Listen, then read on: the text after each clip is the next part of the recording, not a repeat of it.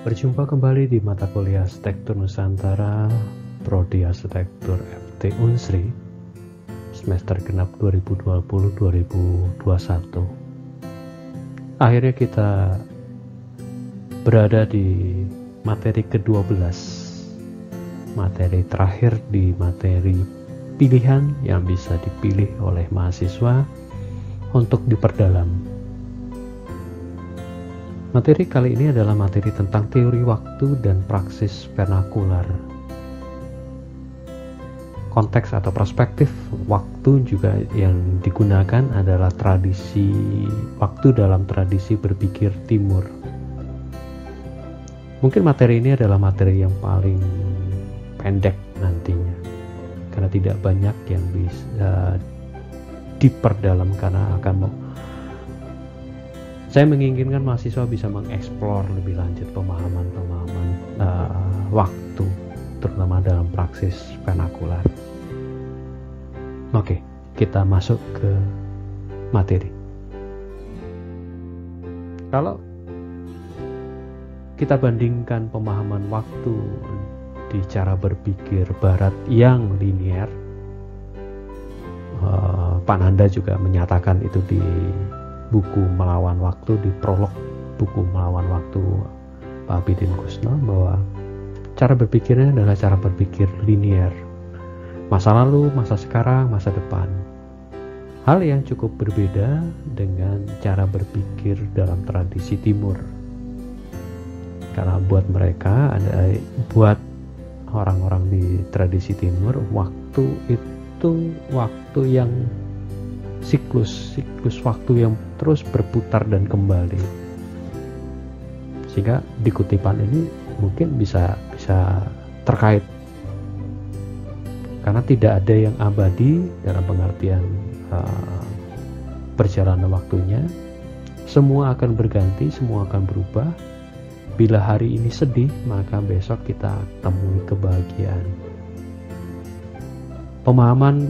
Pemahamannya bukan pada hari ini dan besoknya, bukan pada itu, tapi selalu ada perubahan, namun perubahan itu silih berganti.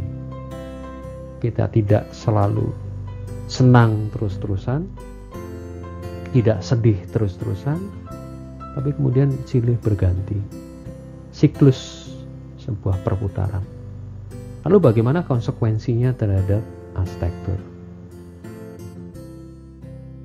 Pak Revianto dalam disertasinya mengungkapkan dan bahkan memberi pernyataan arsitektur yang tak abadi, arsitektur yang tidak membeku dalam waktu, arsitektur yang terus berubah. Contohnya adalah di Trusmi ini, penggantian atap di Trusmi. Jadi yang dilakukan secara bergotong royong dan siklusnya jelas, pergantiannya jelas, melihat materialnya juga material organik.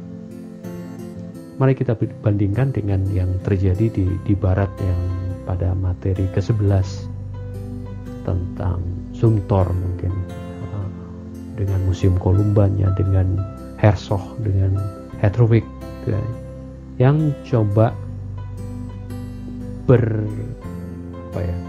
Sumtor membekukan waktu, melihat seperti itu. Herzog dan Hedwig mencoba membangkitkan kembali bangunan yang sudah tanda kutip tidak berfungsi.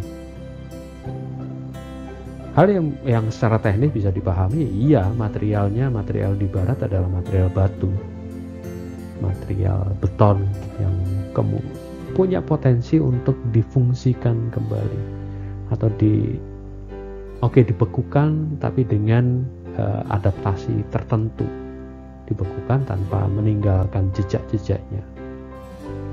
Di sini kalau memandang material katakanlah di Trusmi ini, memang perlu diganti secara berkala. Hal yang menarik mungkin dalam pemahaman ilmu konservasi, teori konservasi, kita tidak serta-merta bisa membekukan semuanya. Katakanlah Di kasus ini material atapnya bisa berganti karena atapnya dari alang-alang dan segala macam, dan dilakukan bergotong royong. Tapi kalau pemahaman barat, mungkin batu bata ini perlu dilestarikan dengan apa adanya. Dalam pola berpikir orang Trusmi Cirebon, mungkin ya nggak apa-apa diganti kalau memang waktunya diganti, karena yang esensi buat mereka bukan pada bendanya, tapi cara kita memahami kehidupannya. Kehidupan selalu berubah, kehidupan selalu berganti, dan tidak melekat pada bendanya. Mungkin itu yang konsekuensi dari memahami waktu sebagai sebuah siklus, sebagai sebuah siklus kehidupan yang selalu berputar. Contoh lain adalah ini. Gempa di Dusun Ngibian, salah satu dusun di Bantul, yang menarik dari sekian banyak dusun yang hancur lebur mungkin ketika ada gempa di Jogja. Tapi di Dusun Ngibian ini menyontohkan sesuatu hal yang menarik. Sehari setelah gempa itu terjadi di pagi hari, subuh gitu. Sehari setelah gempa, orang kemudian beraktivitas kembali, mengumpulkan benda-benda yang bisa dikumpulkan, membangun dapur umum untuk yang digunakan bersama bagi seluruh masyarakat yang rumahnya hancur lebur, melakukan aktivitas sekolah seperti biasa, belajar. Mengapa bisa demikian? Karena mereka memandang, oh iya, buminya sedang, istilah orang Jawa, ngulet, sedang melakukan perenggangan tubuh. Sebuah siklus kehidupan yang biasa. Bukan saya bisa mengatakan mereka tidak memandang gempa itu sebagai bencana alam yang menghentikan kehidupan mereka, enggak. Mereka memandang gempa itu sebagai sebuah siklus kehidupan. Ya, waktunya si bumi ini, Ibu Pertiwi ini melakukan pergerakan supaya mungkin terjadi keseimbangan baru, mungkin seperti itu. Atau di daerah lain di sekitar Merapi, ketika Merapi mengeluarkan lahar, oh ya sudah, harus ada energi yang dikeluarkan. Mereka memandang kejadian-kejadian alam bukan sebagai akhir, tapi sebuah kesempatan atau sebuah kejadian alami kehidupan. Sehingga kemudian dengan cepat mereka kemudian melakukan gotong royong, dibantu dengan Pak Eko dan Pak Mariono untuk mengkoordinasi semuanya. Mereka mengumpulkan material-material bangunan yang bisa dimanfaatkan sehingga terkumpul sekian banyak kayu. Karena kebetulan di Dusun Ngibian ini cukup banyak tukang kayu sehingga mampu membuat hunian kembali. Ini prototipe yang diusulkan untuk seluruh masyarakat. Kemudian atapnya juga awalnya diusulkan menggunakan genteng, tapi kemudian diganti dengan fiber semen karena masyarakat masih tanda kutip trauma terhadap gempa, dan bangunan dibuat seringan mungkin agar kalau terjadi gempa susulan dan segala macam mereka tidak terlalu khawatir. Dan perkembangannya luar biasa setelah gempa ini. Kehidupan mereka secara ekonomi kemudian lambat laun bangkit kembali dan mulai merombak rumah-rumah yang awalnya sangat sederhana ini. Jadi melihat sebuah kejadian kehidupan sebagai sebuah siklus kehidupan. Memahami waktunya adalah memahami siklus yang selalu berputar dan berganti. Pemahaman itu muncul karena kehidupan manusia, terutama masyarakat Jawa, ini dari contoh di Bantul tadi, memahaminya bahwa kehidupan manusia di dunia tugasnya adalah ini, memperindah dunia yang sebenarnya sudah indah. Jadi mungkin secara struktural ya tidak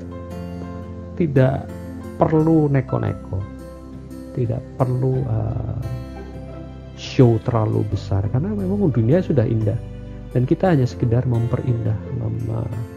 Kalau kaitannya dengan waktu ya juga kita sekedar mampir minum di dunia ini.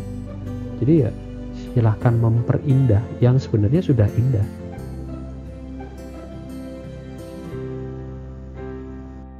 Kasus yang cukup ekstrim terkait dengan Memayu Hayuning Bawono tadi yang dilakukan oleh Gede Krishna di Bali Utara terutama. Gede Krishna mendampingi beberapa desa di Bali, dan desa-desa di Bali itu mencoba dengan dana desanya mencoba mengangkat potensi desanya. Dan pada satu titik bahkan si Gede Krishna mengatakan di media sosialnya dan beberapa kali bercerita langsung ketika saya bertemu dengan Gede Krishna, sampai pada titik tidak melakukan apa-apa, hanya tinggal umpamanya ini, tinggal membersihkan dan membuat tapak, karena alamnya sudah indah, mempermudah orang akses ke atas tanpa harus merombak struktur dasar alamnya. Karena pada dasarnya desa-desa itu sudah cukup indah. Hal yang buat saya sangat menarik, bahkan dalam konteks arsitektur, sampai pada titik tidak perlu melakukan apapun, sampai pada titik tidak perlu merombak struktur yang sudah ada. Terkait tadi Memayu Hayuning Bawono, memperindah dunia yang sudah indah. Jika memahami sudah indah, ya sudah, biarkan indah apa adanya. Kalau kemudian jika kita kaitkan dengan pemahaman sustainable design terkait dengan alam dan segala macam, ini yang sebenarnya bisa dilakukan, menggali potensi alam, bahkan pada titik ekstrim, titik tertinggi tidak melakukan apapun, ya sekedar mungkin membersihkan, sekedar membuat tapaan yang lebih aman untuk orang berjalan, tapi tanpa merombak struktur dasarnya.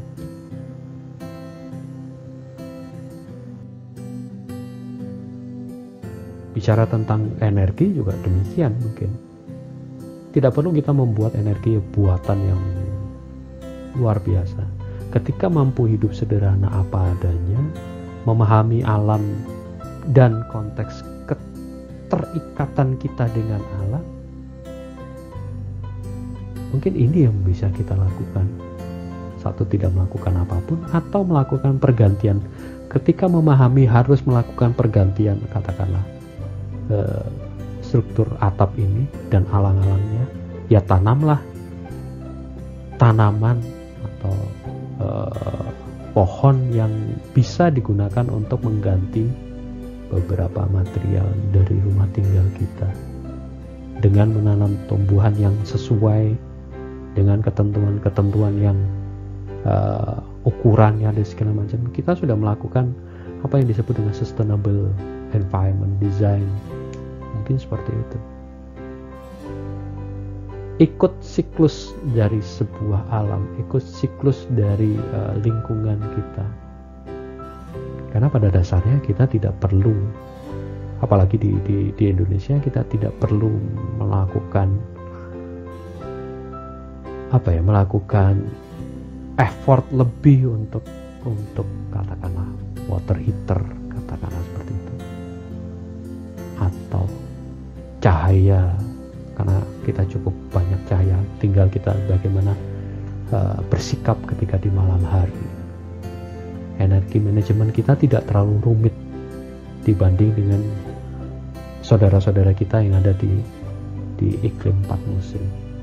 Nah, tinggal kesadaran itu bahwa kita bagian dari alam, kita ikut siklus alam, bukan kita yang mengatur siklus alam, mungkin akan lebih bijak menghadapi kehidupan